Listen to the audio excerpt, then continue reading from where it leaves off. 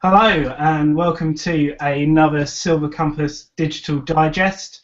My name is Sam Bailey. I'm the owner of Silver Compass Digital, and what we do is we help small businesses to be successful using social media, email marketing and blogging, with the emphasis on growing their audience and increasing their sales.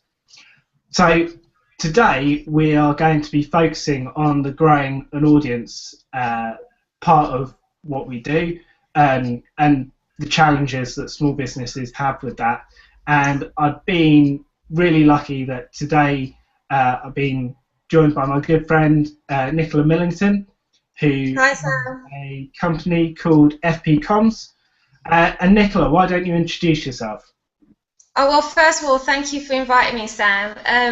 It's been a blessing, I guess, that we've met in a former life that you had before, and I'm really grateful that you invited me to join you today. So thank you. And also, let me just say at your start, I've been following your progress, and you're doing a fantastic job as an entrepreneur, so I'm loving you already. You're very kind to say so. You're welcome, you're welcome. Anyway, FB Comms is a marketing company, and our main focus basically is about making bold statements and leaving lasting impressions for our clients and on their audience. And what I mean by that is basically in this world that's so crowded with businesses online and offline, on the high streets and everywhere around the world, you need to stand out. And our company is about finding those unique ways to help businesses to stand out regardless of your budget. I think everyone has to use their voice in their own authentic, unique way, and our job is to help you to communicate as effectively as possible. Thanks very much for that, Nicola, and thank you for your very kind words again. Nicola is absolutely amazing for stuff like that. She always makes you feel great when you talk to her. So that's another good reason why I brought her on to the Hangout today. So what we're going to be talking about is how a small business can find an audience, how they can identify an audience, and then sort of start communicating with them and really sort of nurture them as basically the top of a marketing funnel, so that you can use that to sort of grow your sales and your business as a whole. So I suppose what we should start off by doing is really talking about how a small business can identify an audience. So what are your thoughts on that, Nicola? Well, I think first of all, let's start with the very basics, and it's basic because it's what everyone has to do, is identify who you are, what you want to say, and who you want to communicate it to. Be very, very clear about what it is that you're offering out there and how you want people to interact with you, and who are those type of people that will interact with you. It's my philosophy on marketing in period, and I should say this off the offstart, is marketing is an aspect of life. Our job, Sam Bailey and Nicola Millington of individual companies, is to put a professional title, if you want, for a better word, of how we deliver communication. But ultimately, as a small business owner, as you're going out there in the world and you're growing your business, the basic premise you should always have when it comes to marketing and communication and connecting with people is to use the formalities of life, for want of a better word. So what I mean by that is, look at your circle. How do you connect with people on an individual one-to-one basis? How do you communicate when you see them, their eyes divert? You know that they lose interest, for instance. Apply those same principles on a larger scale for your business. Obviously, myself and Sam have gone down the professional route of understanding that in greater depth. But as a basic, as you're starting out there in the world, is understand clearly the mechanisms you would use on your personal life and transfer that to your business when you're starting out. And then those are the principles that I always apply. So if you want to communicate with people and connect with them, and you want them to know about your business and services, be clear about who you are, what you want to say, and who you want to connect with. Write that down as 3-line statements, and then start finding those people out there and defining your message to connect with them. It's interesting that you sort of just spoke briefly about sort of sitting down and writing that 3-line statement, because it's an exercise I've done myself and I found incredibly useful to do.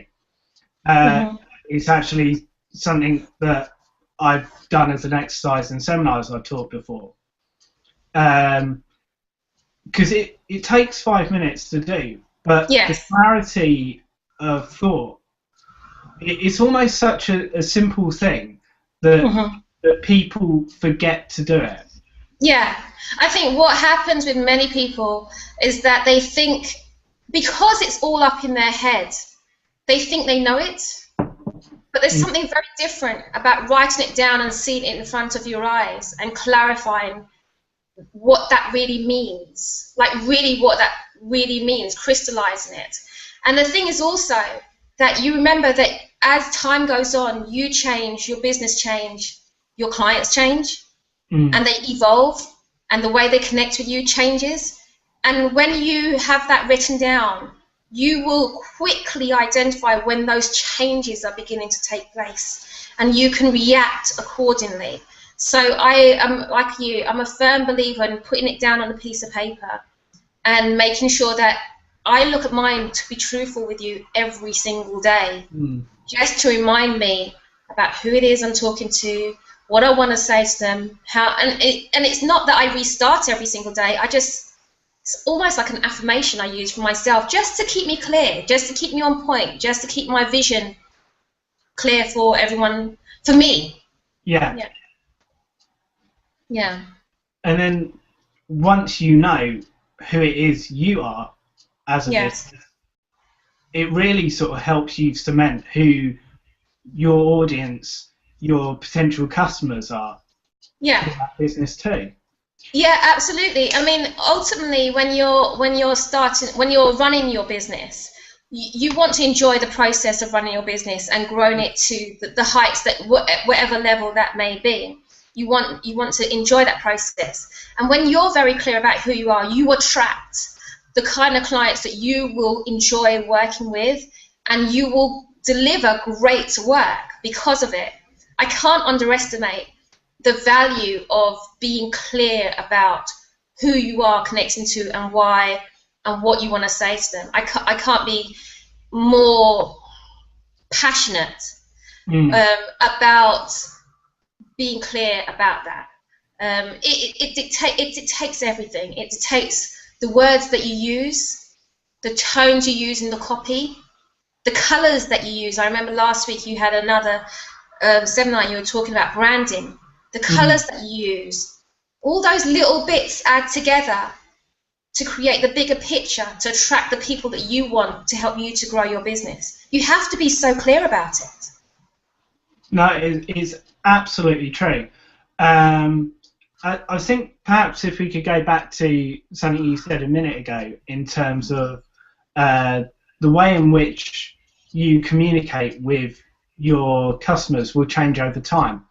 Yes. And I think that's going to be especially true for a lot of small businesses now, and has been for a number of years, in that this big elephant in the room is social media. Yes. And it's been growing and it's been growing, and it's now quite clearly at a point where it's not going away. But for a lot of small businesses that have been established for some time, this is completely new to them. So how do you start dealing with the challenge of communicating with customers who you know are the sorts of people you want to attract, but are now actually communicating in a very different way? Yeah. In regards to social media, there's a couple of things I'd say. Is that, okay, I'll bring it back a little bit to a more personal example, because I like to give examples.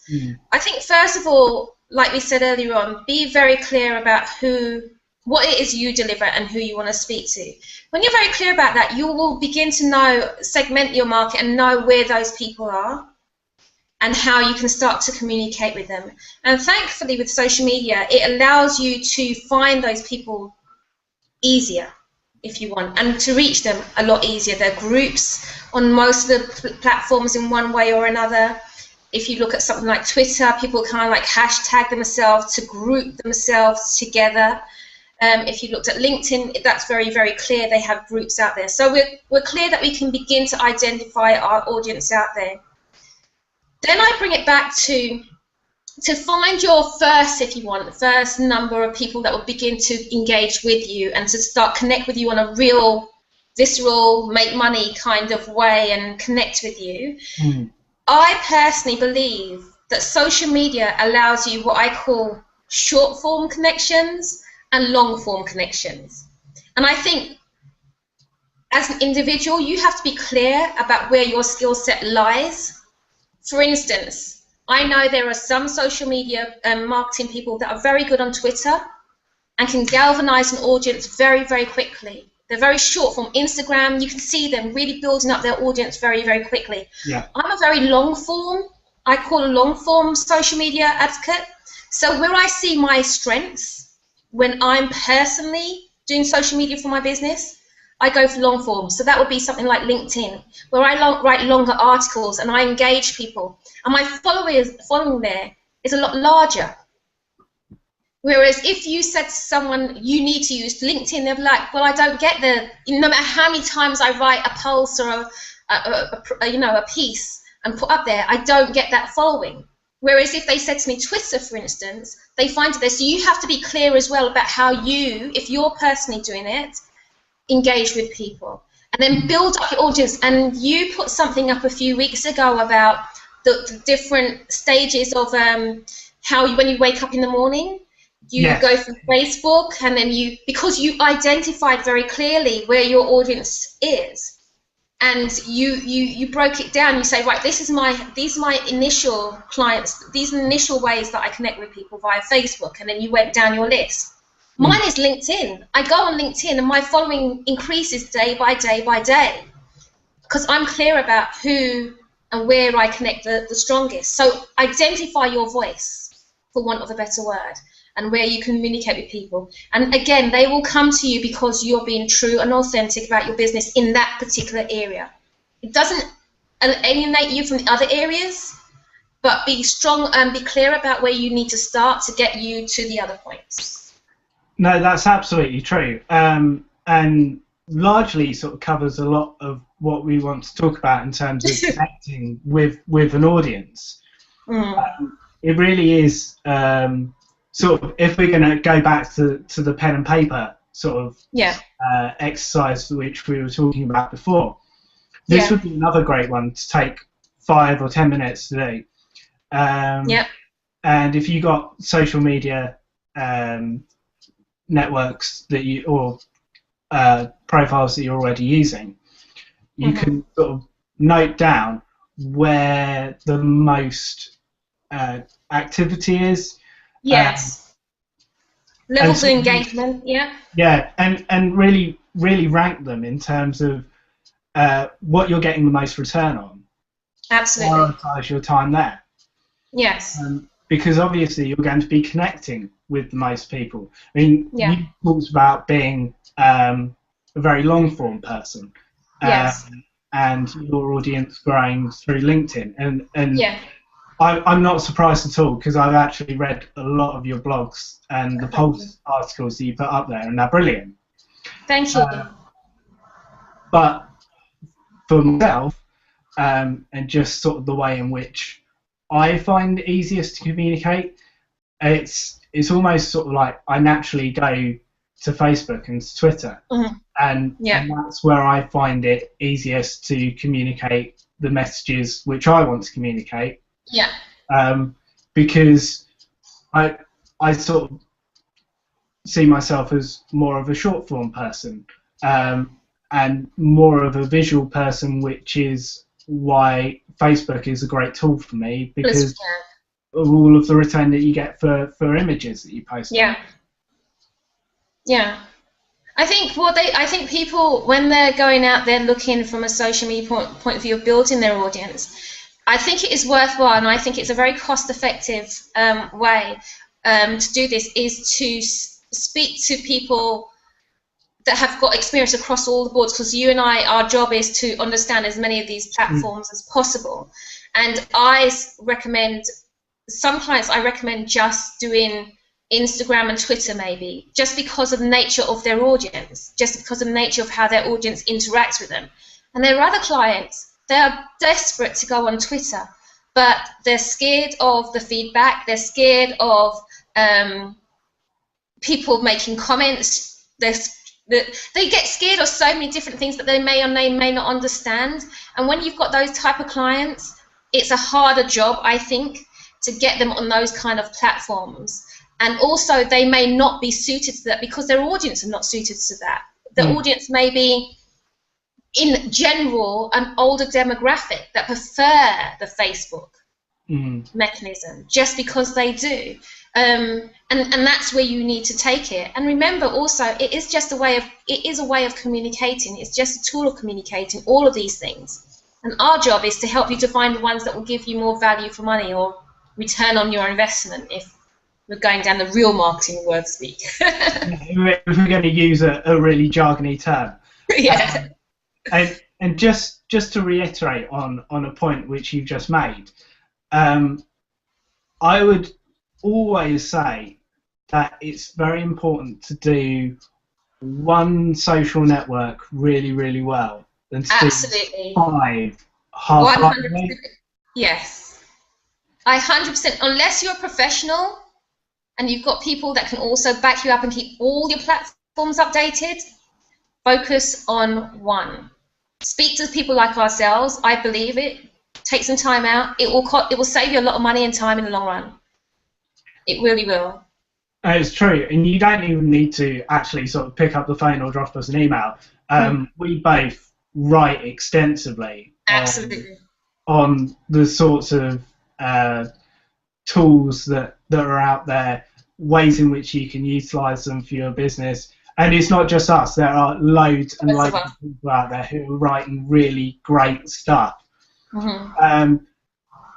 And I think that's one of the things that I love most about sort of this sort of social media marketing community, is that there is such a willingness to share advice and help. The amount that you can find just at the tips of your fingers for free is phenomenal. Yeah, I would just say this, and I'm really glad that you've set this up, Sam. I would say what you need to do is find a trusted source, however, and follow them, because the one thing I would say is a warning for most small businesses is you can get bombarded with too much information. And so therefore, I would recommend you follow Sam on these Google Plus video clips and listen to what he's got to say. This is my personal preference, and I've been following him, so I would recommend that for anyone that's watching. And then follow him right the way through, because what you don't want to do as a small business is get bombarded with too much information. So find a trusted source. Silver Compass for me is a go-to source, so I would recommend that. That's my little plug. And thank you for the little plug. In no way was this set up as a plug. No, it wasn't. But you know, they're always nice when they happen, and I'm sure out there as small businesses, you all appreciate when some of your big fans and your big customers help plug you as well. Yeah, absolutely. And I mean, that was tongue in cheek. But my point is, we are bombarded with a lot of information out there. So to find the sources that would help you to learn so that you can build your audience via social media, find a source that you can look at, you enjoy, you can listen to it, you know, at times when you're relaxing, whatever, and follow that, and that will help you right the way through. So you won't get bombarded with too much information. That's all I'm saying. No, absolutely. So should we talk a little bit about how, once you've identified an audience, the ways in which you can start building that? Because well, in the last couple of months, I've really just started doing this from scratch. And, you know, I appreciate that this can be a really tough thing to do, especially if you don't have any actual sort of marketing experience in terms of building an audience. Yeah. Okay, so I'm going to do one big don't and then several big do's, right? So my one big don't is don't sell. Don't use social media always to sell to people. The whole point for me, I believe, works most effectively across all the platforms is about building a relationship. So that will be my focus in everything that I say, mainly moving forward in this bit about building your audience. So the first thing is, like I said earlier on, know who you are. And in knowing who you are, you will find your voice. You will find the words that you need to use and the way that you need to use those words. So some people are very direct in the way they communicate. It's like, I am going to tell you this. And people like to follow those kind of direct communication. Some people are a bit softer in the way they approach. They're more likely to share with you third-party advice, information, look at the latest inspirational saying, whatever. Some people like that. Other people are more about their experiences of the past and they want to share a story with you and build that story momentum up. Other people like that. You find your personal voice when you are talking about your business and decide on the strategy. It doesn't mean you can't interject other things like the inspirational sayings, for instance, or a little bit about your story or something interesting that happened in your life if you want to go down that personal. But kind of like follow your mode of voice. So if you're very direct, always try and be direct. People like habits. People like to know what to expect. And so if you can give them that on a regular basis, people will start to follow you because that is what they expect. They expect you to be controversial. They expect you to be inspirational. So give them that, create a voice for yourself and follow that right the way through. That would be one of my first pieces of advice. Yeah, and just picking up on that in terms of what I've been doing personally, as an example. I know that one of my strengths is in sort of explanation and in teaching people about how to use things. And I've been really hot on that being big focus on how I've been building an audience. Yes. Because since sort of setting up, I've been trying to blog regularly about best practice ways to be using social media. I've been running seminars on how to use it, and a big amount of my sort of Facebook page and my email newsletter is just dedicated to helping people and teaching people. Yeah. Because I know that is where my strength is. I know I'm not a salesperson. Yeah. I'm not overly direct. So it would be disingenuous of me if I was to take on tactics like that. Yes. And remember, people will have to eventually meet you, more than likely, if you want them to be your clients. So if the voice that you're using online is not your voice in real life or the way you operate in real life, then it will soon show through and you come across inauthentic. So you don't really want that as well. So that's why I said be authentic and find your voice. Absolutely. Another way is partnerships. Something like inviting people onto to write for you as blogs, if you're blogging, or to answer a question online, or set up a question online and answer it as a guest speaker maybe on your social media platforms. That's a really great way. People that have got, again, a similar audience that you would want to reach, but maybe coming from a little bit of a different angle, connect with them and use that as a vertical way of building your audience as well. So the fact that you've got a guest speaker on my followers would be like, oh, okay, I didn't know about this person. Maybe I'd want to follow what they've got to say as well. So partnerships is another great way of building your audience. No, that's absolutely true. Another thing which I've been trying to work on with the Google Hangouts and with sort of some co-events with other people that I've worked with too. Yeah. So it's finding people who are sort of not direct competitors of you, but are very complementary to the sort of services that you provide. Absolutely. Absolutely. Do not also, with regards to building your audience, do not alienate traditional ways of doing that to drive traffic to your site, to your blog, to your social media platforms. So ultimately, if you, for instance, if you get an opportunity to speak on radio, for instance, that's a traditional way of marketing. Do not forget to use that as an opportunity to put your Twitter hashtag or your Facebook name, or if you don't, if they're very long, because some people's are very long, just put your website address on there or something like that, and then ask the radio station to put your link on their site or to tweet you or something like that. So that's another way of, it's a little bit like partnership, but it's more in regards to the way you communicate would be the traditional ways of communication.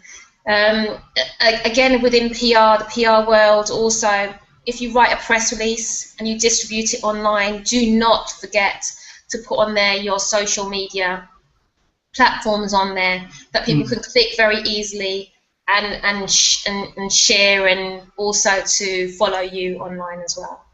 No, it's true. I mean, especially on the point of press releases, because more often than not now, if you're releasing to the local or even to the national press, first and foremost, that article will likely go up on a newspaper website before it actually goes into print. Which means that if you're putting your social media handles and your website on the press release, they can be clickable links. They can be directing traffic direct to you. Absolutely. And also you mentioned, I mentioned traditional forms of marketing, but even in traditional forms of marketing, they are using social platforms. So you have things like you can distribute your press release online for free. And if you've got your social media handles on there, that actually helps with Google Analytics when people are searching for you. So make sure you have those things always, your handles, you know, your straplines always on your press releases, and always mention it wherever possible. And that's just great advice in terms of using new media and traditional media together. Yeah. Basically, as a small business, you want to have as many touch points as you possibly can. Absolutely.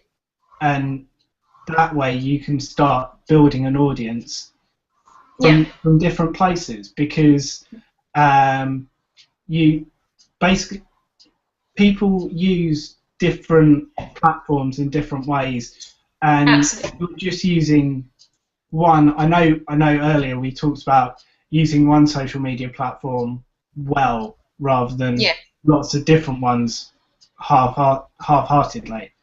But if you do fall into the trap where you are just having a website or having a Facebook page or press releasing, you're only going to attract a certain person that responds to those sorts of releases.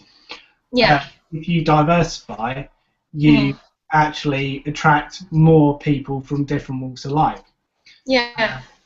One person I was talking to earlier in the week talked about when they had been advised that they shouldn't be using Google Plus because that's where none of their sort of customers are at the moment.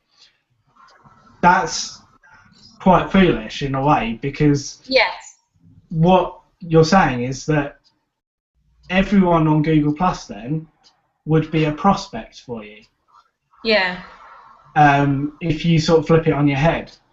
So that's one of the reasons why I'd say it's absolutely do one network really, really well. Well, don't just stick to that one place once you've got to the point where it's done well. Yeah. No, I agree with you. I absolutely agree with you. I was going to say to you that when you, and I just lost my train of thought there, sorry.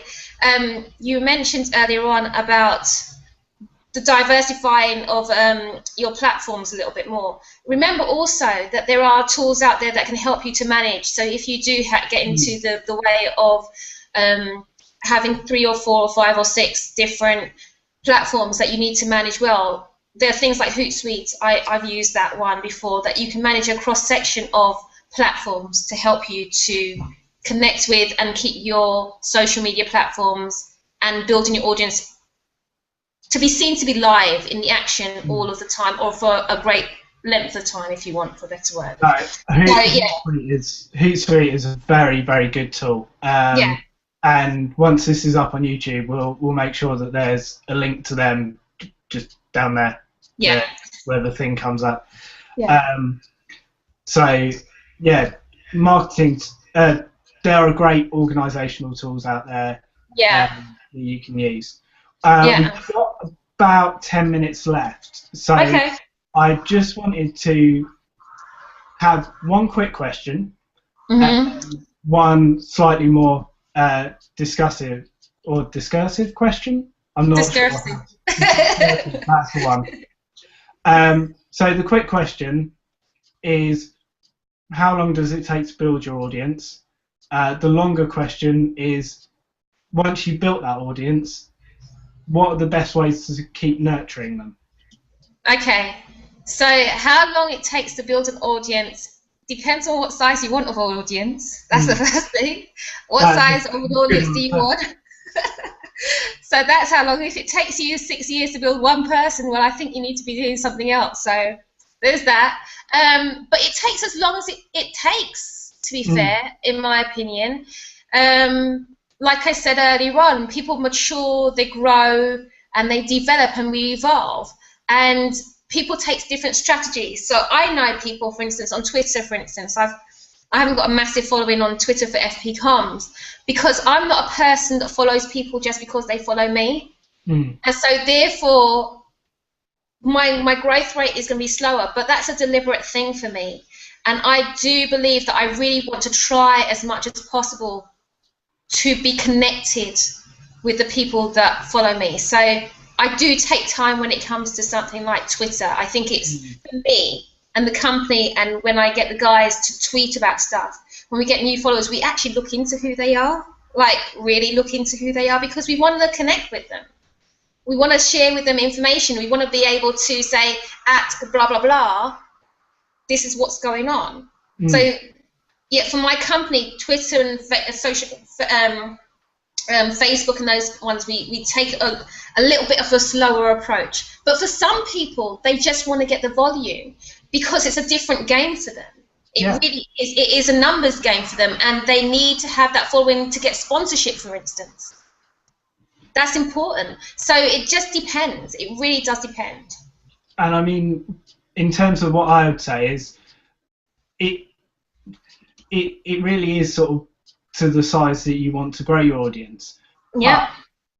But don't ever think that it's sort of like an end point where, yes, I've got X number of people in my audience and that's me done. No. Growing an audience, it should be a continual thing for a business. It's a process. Yeah, absolutely. Absolutely a process. And what you need to find as you're growing your audience are those touch points that help you to trigger off the growth of those people. I know for a fact that, I know this might sound a little bit morbid, so I'll try and keep it as light as possible, but one of the things that I find very, very fascinating is then when a major event happens in someone's life, and it can be anything from a birth to a death, you see the spike in social media following on Twitter to the point that people have got to close down accounts because of it. And I'm not saying to go out there and have a baby. I'm not saying to go out there and do something terrible. All I'm saying is connect the fact that actually when you do something significant, you will begin to see a spike. So you do have to mix it up a little bit. So don't keep tweeting the same things over and over again. And, you know, mix it up a little bit and engage people on those different, when you find your voice, on those different levels. So that's just a tip. And a very good one as well. So nurturing an audience, in a nutshell, what are the best ways to do it, Nicola? Right, so I'm a great fan of nurturing the audience because I'm very touchy-feely. But I believe actually that everyone should be touchy-feely on social media as much as you possibly can. And what I mean by that is because social media is can seem such a distance sometimes. And so, what's the word I'm looking for? Impersonal, that's the word. Sometimes it can seem impersonal. I go that extra mile to be as communicative as possible. So what I mean by that would be when people tweet something negative about you, do not get very defensive about it, for instance. Look into why they said something like that and build that conversation with them.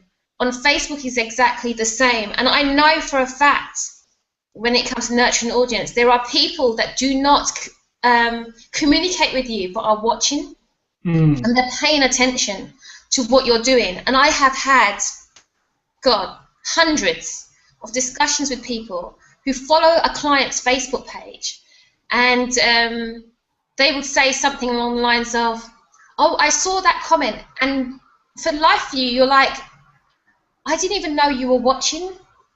I had no idea that you were paying attention.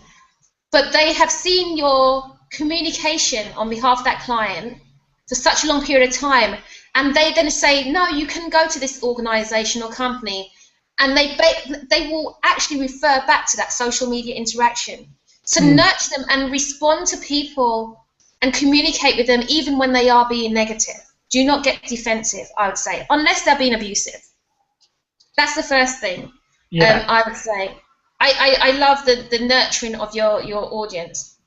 Also, praise people online. When you see someone else, even if it's your competitors doing something really great, praise people online, because again, that's about you being generous with yourself and how confident you are as a company that you will even praise a third party. So not go out your way necessarily, but when you see something that's of interest of a third party, share it, let people know and say, look, this person is doing really well. We should celebrate that. And you will reap the rewards of that. And it gives you a point of conversation as well, because people say, well, why do you find this interesting? And it brings in third parties in there. Mix up your communication would be another one. Do not always use words, I would say. Pictures, video clips. I read somewhere the other day that actually on Facebook, it is better now to film a short clip and upload it directly to Facebook, and that gets you a higher rated level of views rather than just linking something from YouTube. So you can use those 2 points, upload something onto YouTube, but also upload it, or a shorter version of that clip, onto Facebook directly, and that begins to nurture your audience as well. Give people the option to opt out easily.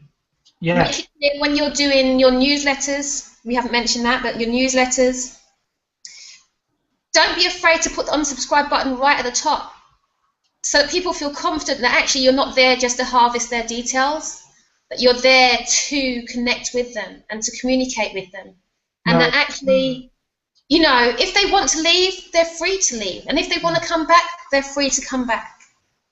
Yeah, and it's interesting that you bring that point up, because on newsletters, if you do that, you actually end up with a lower unsubscribe rate. Absolutely. People feel that there is that level of trust, that you're not just there to keep them on this list. Yes. It's psychologically their choice. So, yeah, absolutely.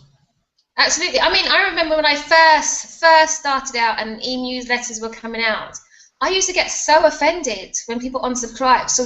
I really did get really, really, you know, defensive about it. And you quickly learn actually that sometimes the people have got too much going on in their mailbox, or they're changing things over, or whatever the case may be. So give people the easy option to make the changes they need to make to accommodate within their lives. And for me, that's a big one. If I can't see the unsubscribe button, I'm really quick to send an email saying, I want to come off of this and please don't send me anything again. You go that extra mile. Whereas if the unsubscribe button's there, then I know that if I need to change the email address, for instance, I can unsubscribe and then subscribe via the new email address or whatever the case may be. And that works. No, it's absolutely true. And one of the other points on newsletters as well with unsubscribing is, I had a thought and then it's gone completely out of my head. I touched you. I know you had that just a minute ago. Completely ignore me. Because I was going to say something and it was really profound as well. I'm sure it was. I was going to say that exactly. Anyway, but all right, it'll come back. I promise you, it'll come back. But yeah, making sure that people have the option to connect with you at their pace. It's not at your pace, it's at their pace. The other thing also I would say about nurturing your audience and growing them is understanding that you are speaking to people. There is an individual, and I heard again when the woman, I can't remember her name, Elizabeth something, who wrote Eat, Pray, Love, the film, and she said when she was writing the book, she wrote it to a person rather than to a wide, audience. She was speaking from her heart to a person, and that's what made her create this great bestseller. So personalize your communication, even if you're talking about your business. Personalize it and make your staff personalize it as well. Absolutely. That thought came back to me, and what I wanted to say was that if people are unsubscribing from your email newsletter list, the fact is that those people aren't your ideal audience. Absolutely. It's okay for you to have other subscriptions. In the long run, it will probably save you money on your email marketing as well. Yeah. So that's completely fine. Yeah. And you have people who are more interested and dedicated to what you want to share with them, so your open rates will go up too. Yeah, and I'm going to use. Say that again. Unsubscribe for a good thing.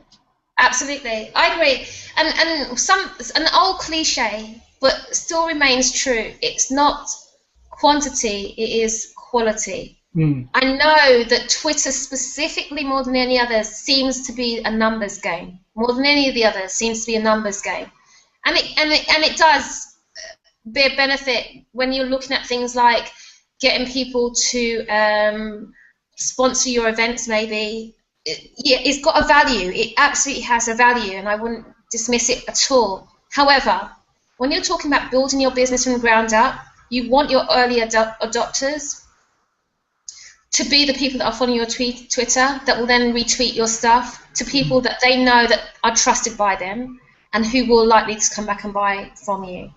And so at the beginning, do not be afraid if you've got 100, 200 people, 300, 400 people following you. It's about the quality of those people at the early days. There's a guy called Derek Silver, and he did this TED Talk. And it was about building your audience within 3 minutes, I think it was. And I've got it on one of our blog sites. And basically, he said that you start out with you on your own, and you do something very simple, but you do it well. And what you want is that first person that comes along to follow you to confirm that what you're doing is right. And as soon as that person comes, they start to bring on board 2, 3 other people. And then that domino effect comes along, and there's a point, a tipping point, where suddenly it's the people that are on the outside that need to come on the inside. but then build your audience to that maximal groundswell that you feel that you need to validate that your business is global. So start with yourself, get your early adopters to follow you. They will bring on board 2 or 3 other people, and then slowly and surely, the people that sit on the outside will begin to follow you because they will be seen as not being on the in. So be patient. And I think that is a really nice note to leave it on. Be patient. Oh, thank you. And really sort of, it's about sort of starting with yourself, figuring out who you want your audience to be, and slowly building it from there. So Absolutely. We've covered an awful lot in about 40 minutes. Thank you, Sam, for inviting me. No, it's been an absolute pleasure. Nicola Millington from FP Comms, thank you very much for joining us for this digital digest. If you would like to appear in a future digest, you can email me. It's sam@silvercompassdigital.com. I'd be really interested to have you on board. We should have another digital digest in not next Friday, but the Friday after. And in the meantime, we'll make sure that all of the links of things that we've spoken about are in the sort of YouTube box below the screen here. So thanks once again, Nicola, for joining us. Thank you for watching the video, and hope to see you again soon. Have good businesses, people. Cheers. Bye.